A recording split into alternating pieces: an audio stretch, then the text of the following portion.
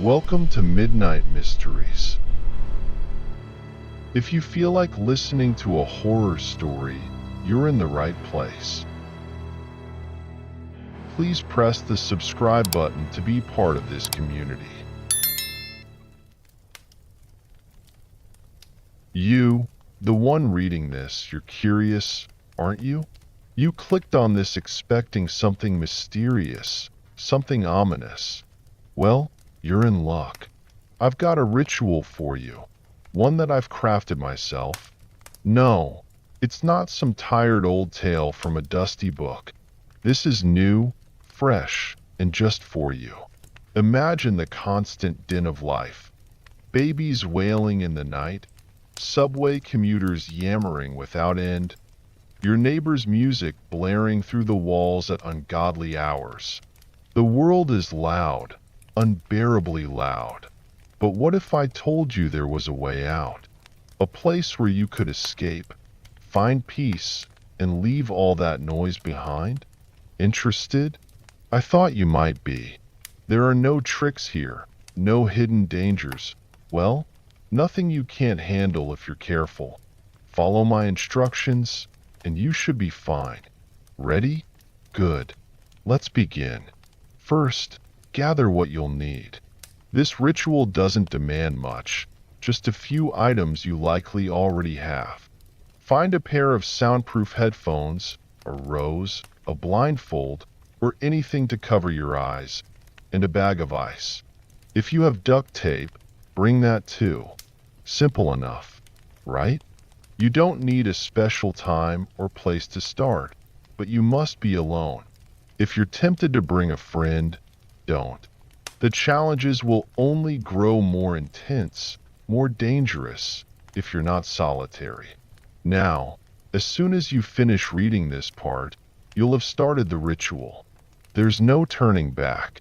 By continuing to read, you're committing yourself, so make sure you're ready. If you skip ahead, if you don't follow the instructions exactly, well, let's just say the consequences aren't pretty. I'm talking about losing your senses, your sight, your hearing, your touch, one by one, until you're left a hollow shell, trapped in darkness, silence, and numbness forever. Still with me? Then let's proceed. First things first. Cover the windows and lock the doors. You don't want any interruptions once the ritual begins.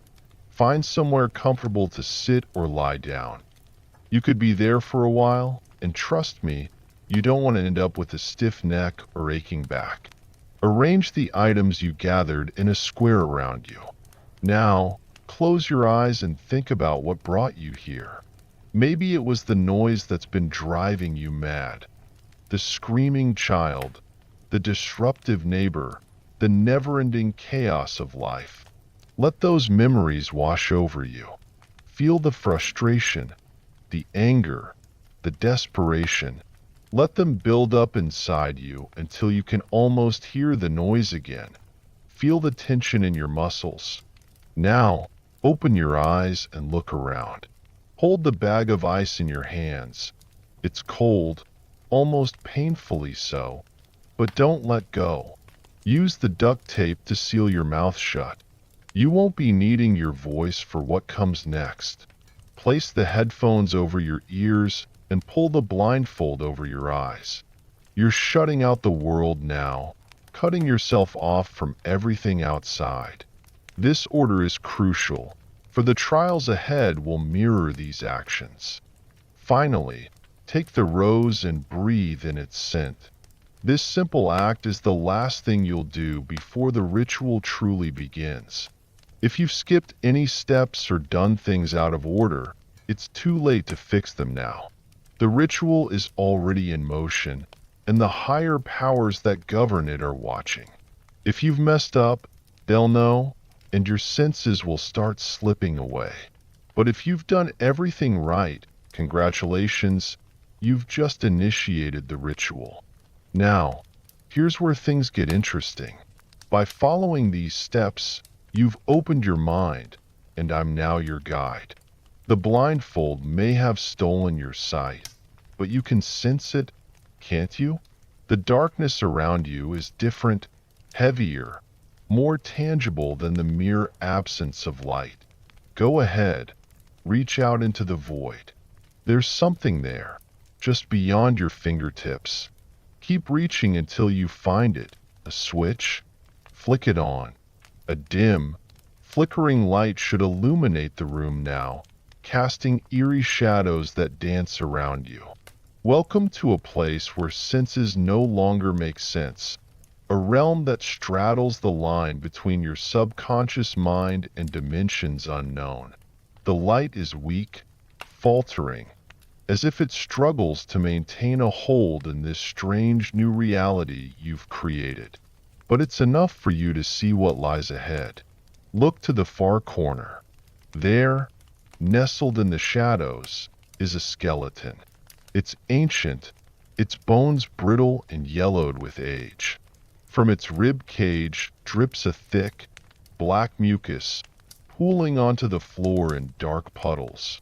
You're drawn to it, compelled to move closer. Do you see the skeleton's jaw? It's locked tight, but you'll need to pry it open. The bone is fragile. It should crack easily enough. Inside its mouth, you'll find a key, cold and metallic against your fingertips. Take it and turn around. There's a door now, where there wasn't one before. It's waiting for you, daring you to step through and see what lies beyond. The key fits perfectly in the lock. As you turn it, you can feel the vibrations reverberating up your arm, a subtle hum that seems to echo deep within your bones.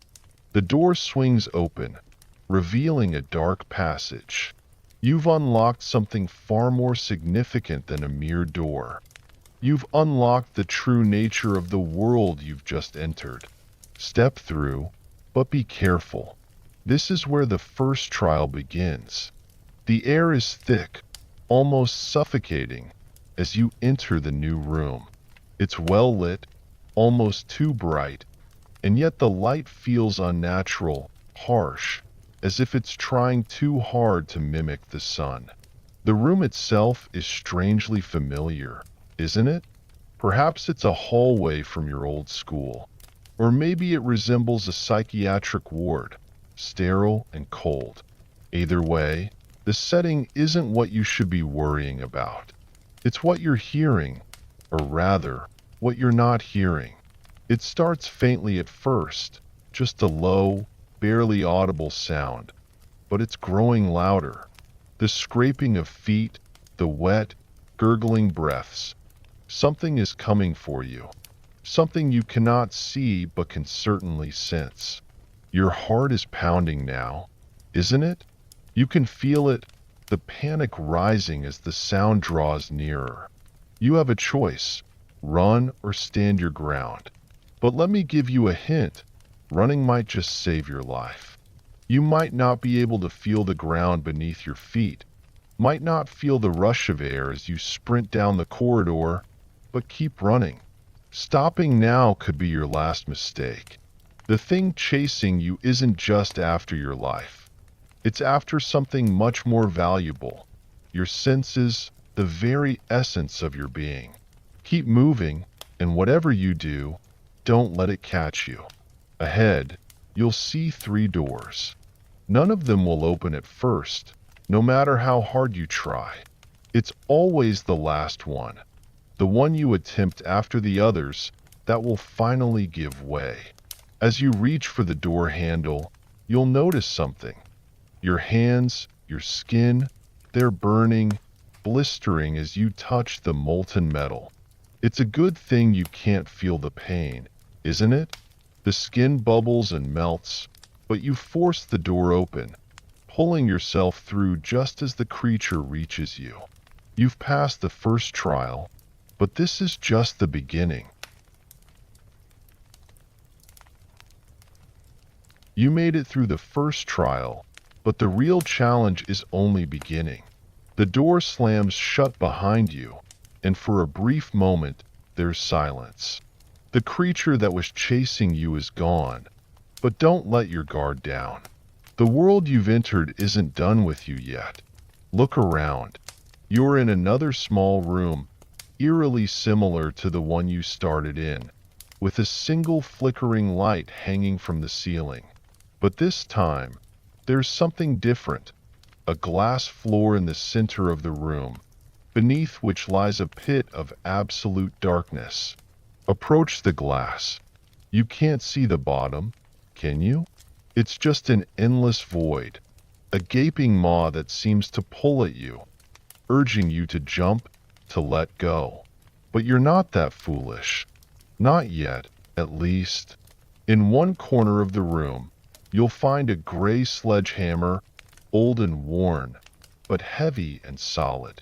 Pick it up. The weight of it in your hands feels strange, almost unreal, like it's too light, too easy to lift. You know what you have to do, don't you? Smash the glass. The first strike sends a spider web of cracks across the surface, distorting the view of the void below. The second strike shatters it completely, the shards falling into the darkness and disappearing from sight. Now, you're faced with a choice. Stay in the room and wait for whatever horror lurks behind you to catch up, or jump into the abyss. The decision is yours, but time is running out. You can hear it, can't you?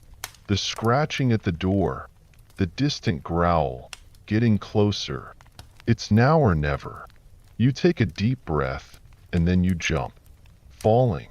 It's a strange sensation, especially here, where the rules of reality no longer apply.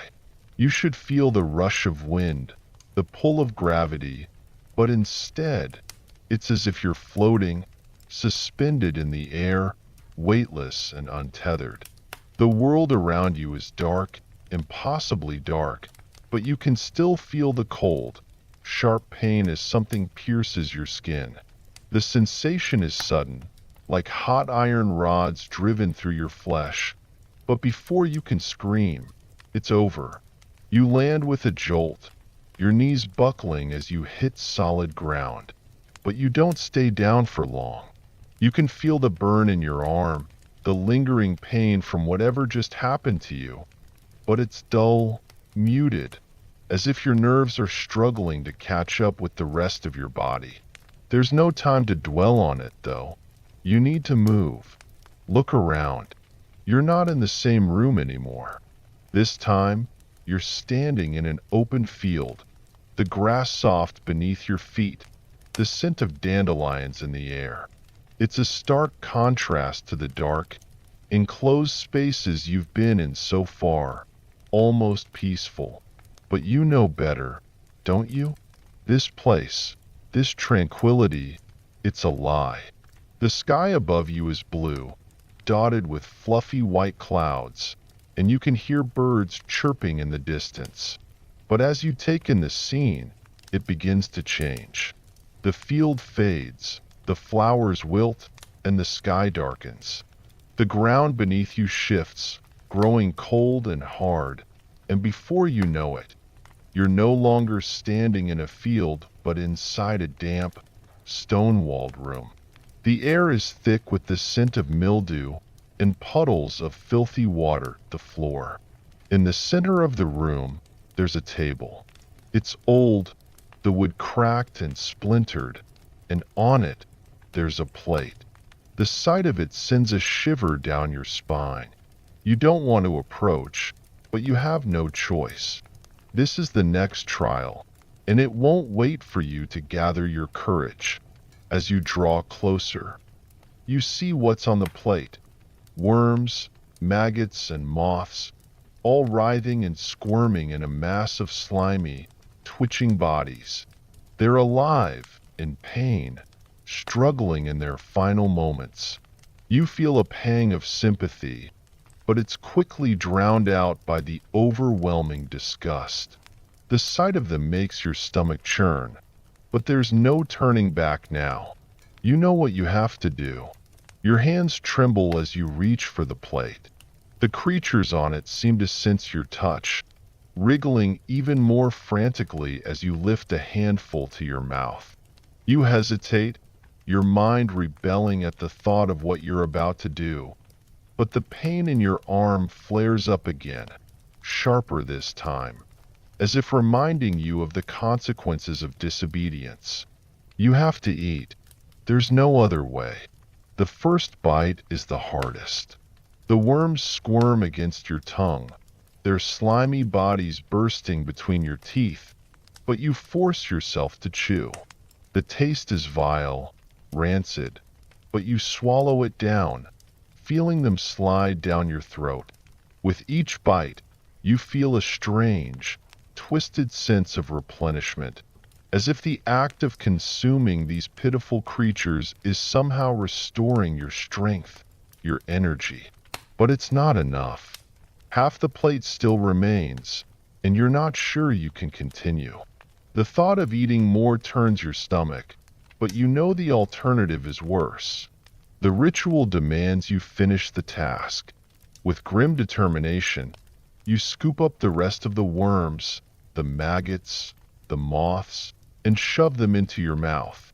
It's over quickly, the disgusting meal forced down your throat before you have a chance to gag.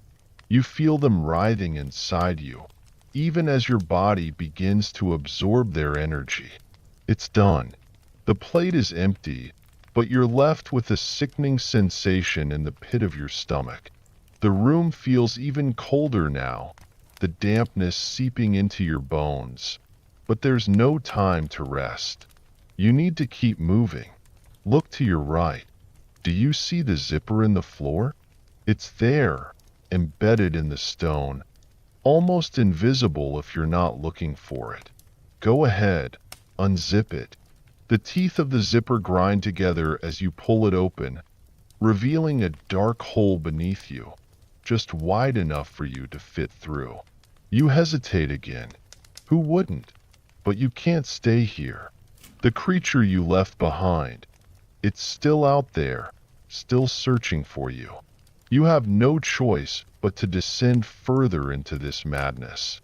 With a deep breath, you lower yourself into the hole, feeling the cold stone walls brush against your skin as you slip down into the darkness. The zipper closes above you, sealing you in, and you're plunged into blackness once more. But you're not alone. You can feel it, can't you? The presence, watching you, waiting for you to make a move. You're in its world now, and there's no turning back. This is where the second trial ends, but the third is just beginning. The air is cold, so cold it cuts through you like a knife. You're inside a system of tunnels, narrow and claustrophobic, the walls damp and covered in a thick, mossy growth. You can't see, but you can feel your way forward, your hands tracing the rough, uneven surface as you move. Every step is tentative, each one taking you deeper into the labyrinth, but there's no other option. You have to keep going, but be careful. The floor beneath you is uneven, treacherous, and there are traps hidden in the darkness. If you're not careful, you'll trigger one, and the consequences will be dire. Already, you can feel the sharp edges of something digging into your leg, the pain searing through you as the trap clamps down.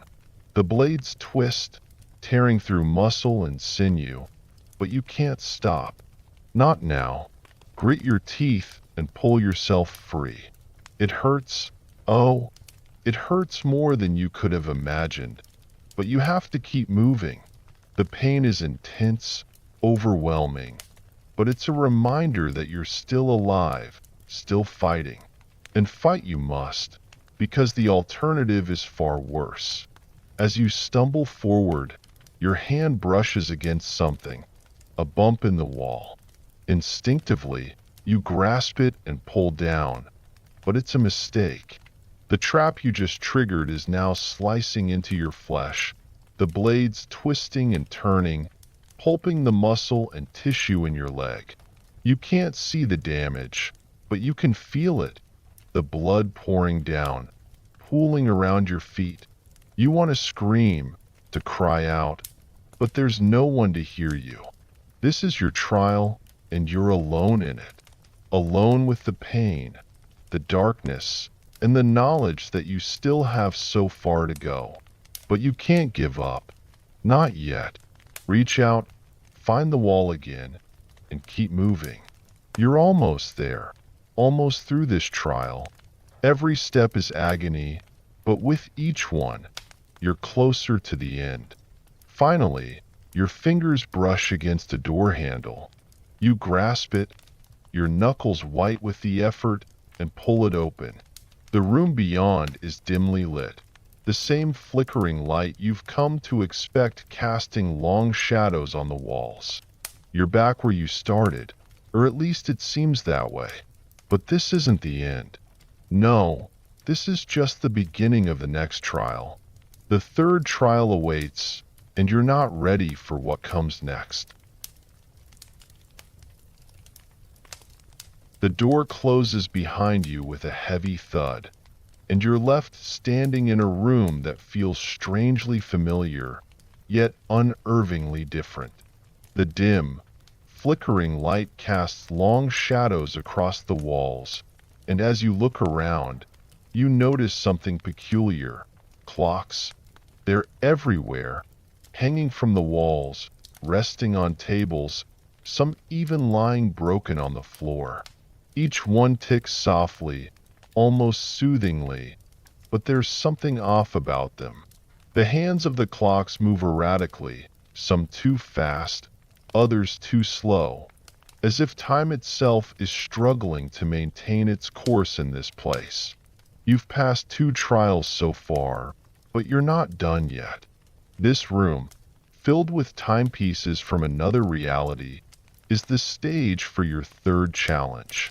You can feel it in the air, a tension that wasn't there before, a sense of urgency that pushes you forward. But where to begin? The clocks seem to be everywhere, yet none of them are telling the correct time. The room feels like a trap, one that's waiting for you to make the wrong move. In the center of the room stands a massive clock, larger than the others, its face old and worn, the wood darkened with age. Its hands are frozen at 12 o'clock, though you're not sure if it's midnight or noon.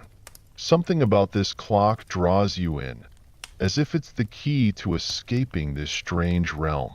You approach it cautiously, your eyes scanning the room for any sign of danger.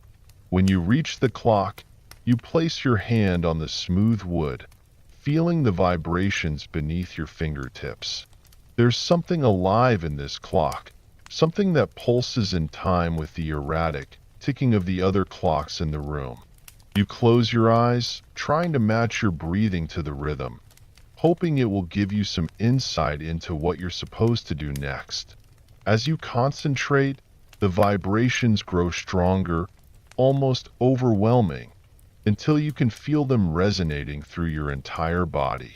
It's a strange sensation, both comforting and terrifying, like you're tapping into something much larger than yourself.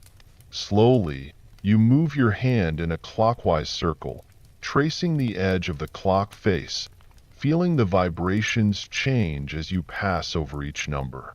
When you complete the circle and return to the starting point, the vibrations suddenly stop.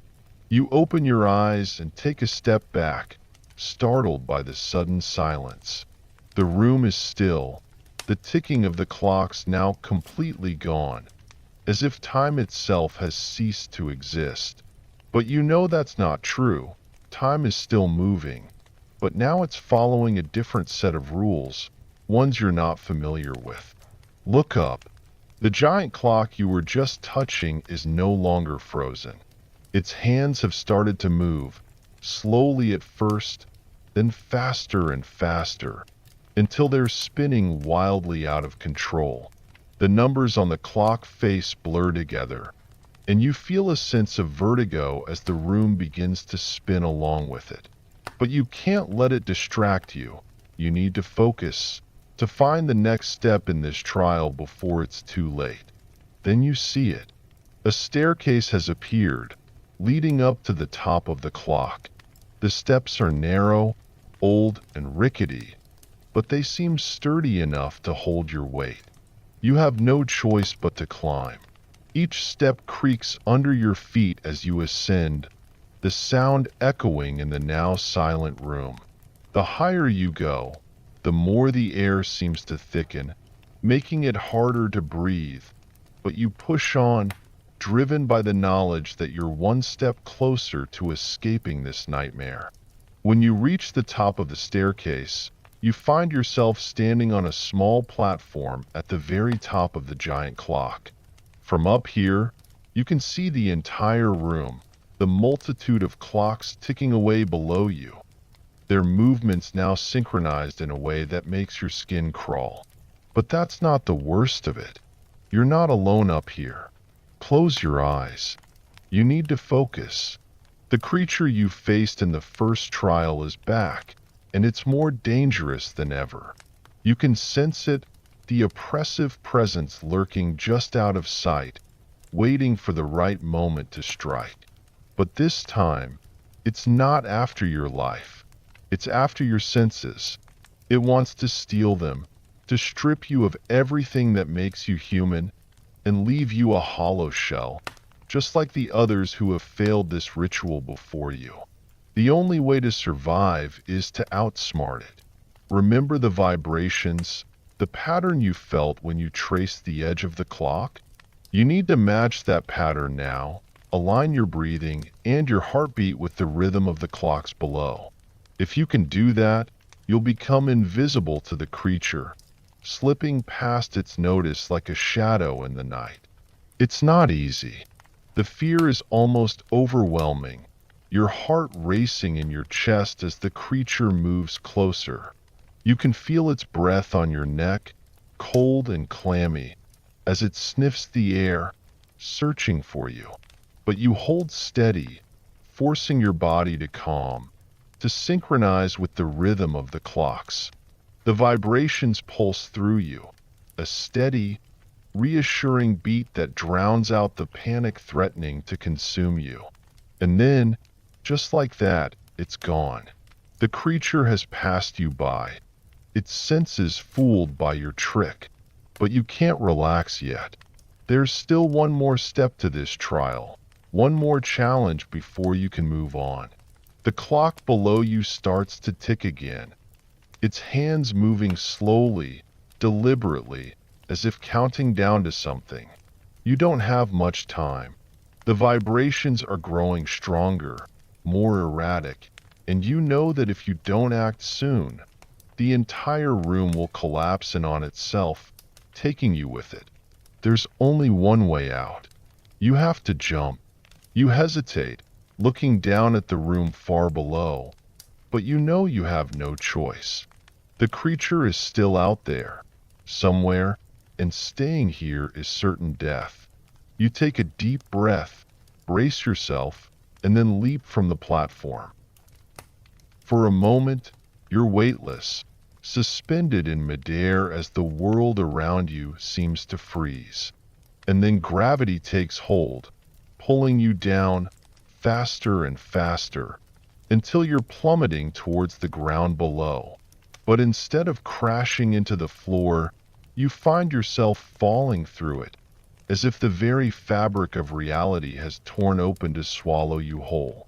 You land hard, the impact jarring every bone in your body, but you're alive.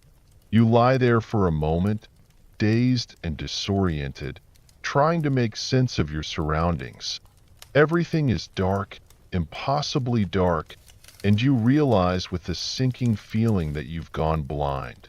You can't see a thing, can't even tell where you are or what's around you, but you can still feel. The ground beneath you is rough, covered in a thick layer of moss that squelches under your touch. The air is cold and damp, carrying the scent of earth and decay.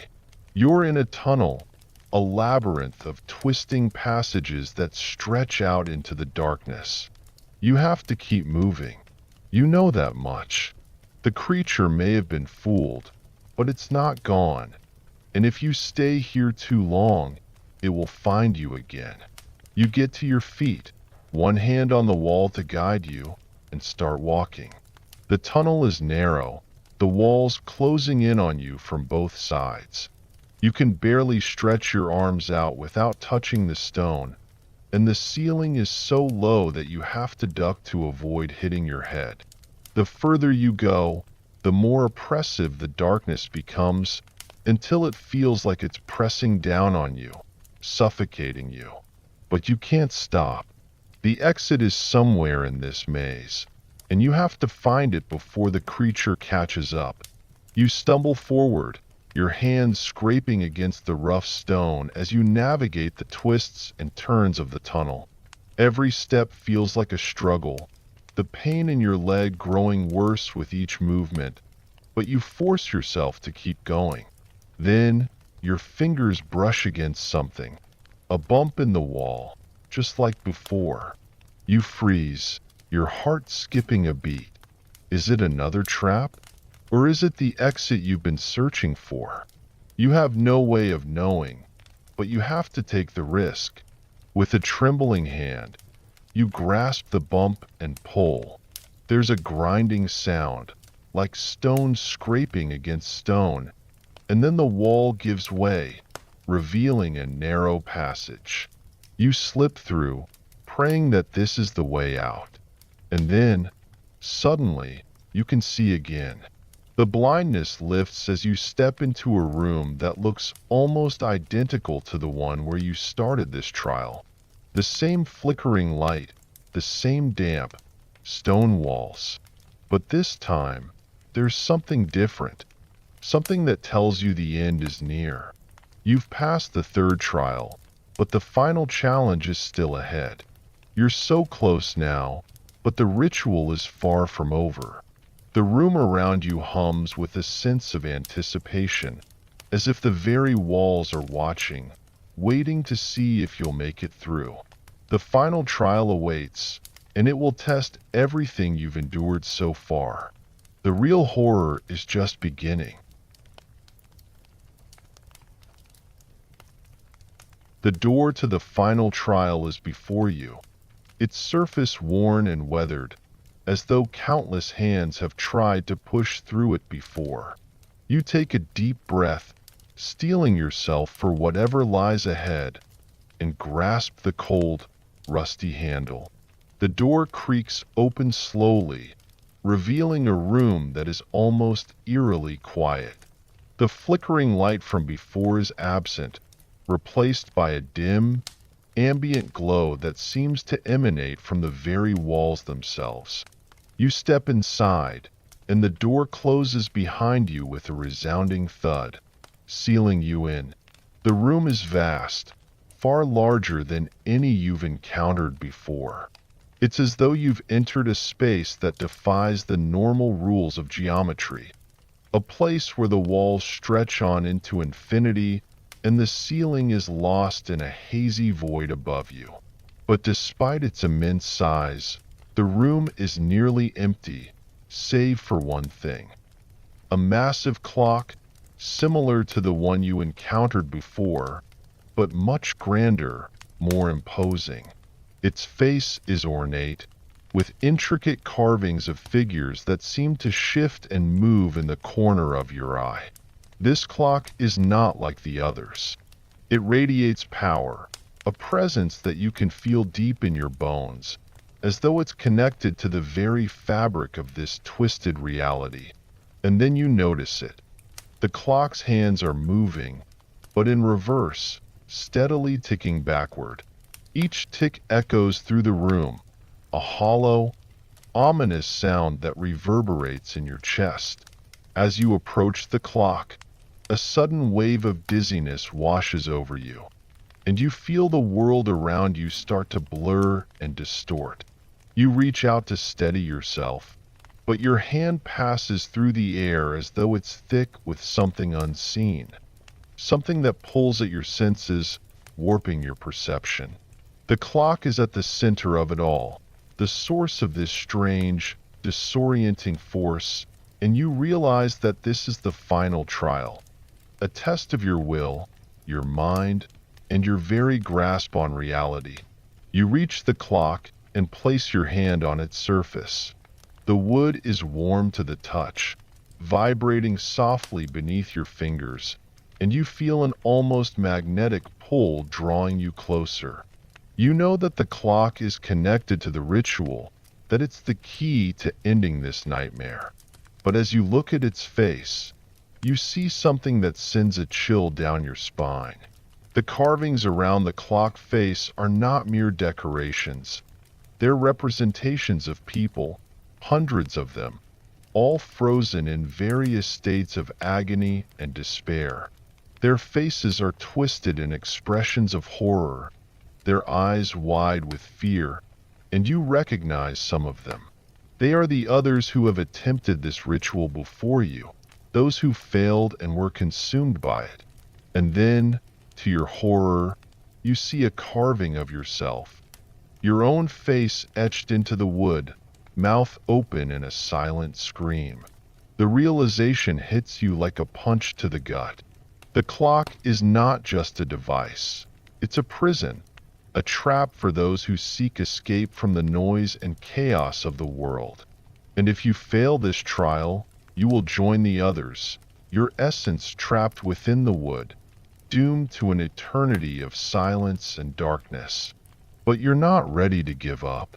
You've come too far, endured too much, to let it end like this.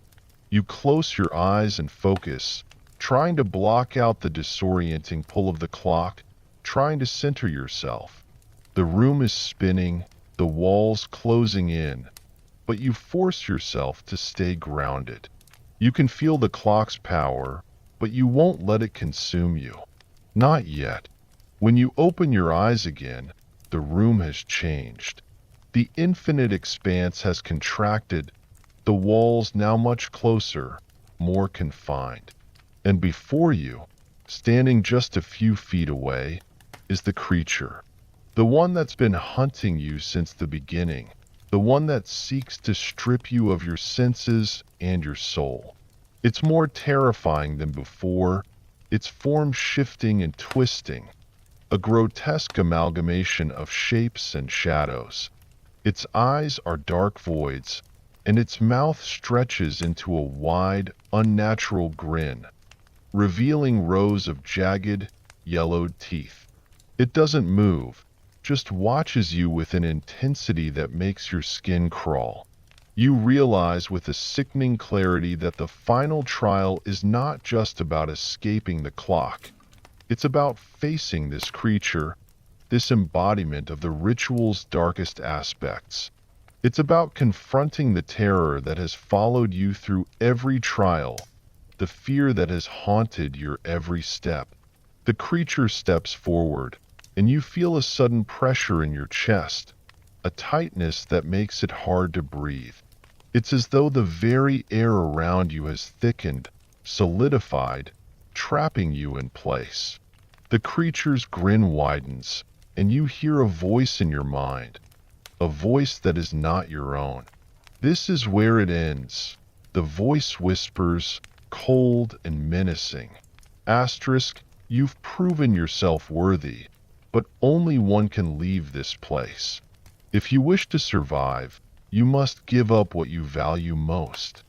Asterisk, you understand what it means, and the realization fills you with dread. The ritual demands a sacrifice, one final offering to seal the pact and grant you the escape you so desperately seek. The creature takes another step closer, its form becoming more solid, more real, as though it's feeding off your fear. But what does it want? What is it asking for? Then it hits you. The creature wants your senses, the very thing you came here to protect. It wants to strip you of your ability to see, to hear, to feel. It wants to take away everything that makes you human, everything that connects you to the world you're trying to escape. But if you refuse, you'll be trapped here forever. Another soul lost to the ritual. another face in the clock's twisted carvings. The decision weighs heavily on you. You can feel the creature's presence pressing in on you, its breath hot against your skin, its voice whispering in your ear. Time is running out, and you know you have to make a choice. But there's another option, one that the creature hasn't considered. You still have the rose, the one you brought with you at the start of the ritual. It's in your pocket, a small, delicate thing, almost forgotten in the chaos of the trials. You pull it out and hold it in your hand, feeling the soft petals, the sharp thorns. The creature pauses, its eyes narrowing as it senses the change in you. It knows something is different, that you've found a way out, but it doesn't understand what you're about to do. With a sudden burst of determination, you thrust the rose towards the creature, the thorns digging into your palm as you hold it out like a shield. The creature recoils, its form wavering, its grip on you weakening. The rose isn't just a flower. It's a symbol, a reminder of the life you had before the ritual, of the world you're trying to return to. It's the one thing that the creature cannot take from you, the one thing that connects you to your humanity. The creature howls, a sound that reverberates through the room, shaking the walls and shattering the clocks. The reverse ticking stops, and time seems to freeze as the creature dissolves into a swirling mass of darkness, its form unraveling, disintegrating before your eyes. You've done it. You've defeated the creature, broken the ritual's hold on you. The room begins to collapse, the walls crumbling, the ceiling falling away. You can feel the ground shifting beneath your feet, the world around you unraveling like a thread pulled too tight. But you're not afraid. You hold the rose tightly in your hand, its scent filling your senses, grounding you in reality as the ritual's world falls apart. And then, everything goes dark. You awaken on the floor of your room, the real world, the one you've fought so hard to return to. The soundproof headphones are still on your ears, the blindfold covering your eyes, but you can hear the distant hum of the world outside, the faint noises of life returning to your awareness. You pull off the headphones and the blindfold, blinking in the sudden light. The rose is still in your hand, its petals stained with your blood from where the thorns pricked your skin. But you're alive. You've made it through the ritual, and you've returned to the world you once sought to escape. But something is different. The world around you seems quieter, calmer, as though the noise that once drove you to madness has faded into the background. You've gained something from the ritual, a sense of peace, of clarity that you didn't have before. The world is still noisy, still chaotic, but it no longer overwhelms you. You've found your silence, your haven from the storm, and it's something you'll carry with you always. As you stand up and look around your room, you notice something on your desk, a small, ornate clock, its hands ticking away normally, in perfect time. It wasn't there before, and you know that it's a gift from the ritual, a reminder of the trials you've faced and the strength you've gained. You've survived. You've escaped. And now, you're free. Did you like it? Subscribe to the channel to stay updated on the next stories. See you soon.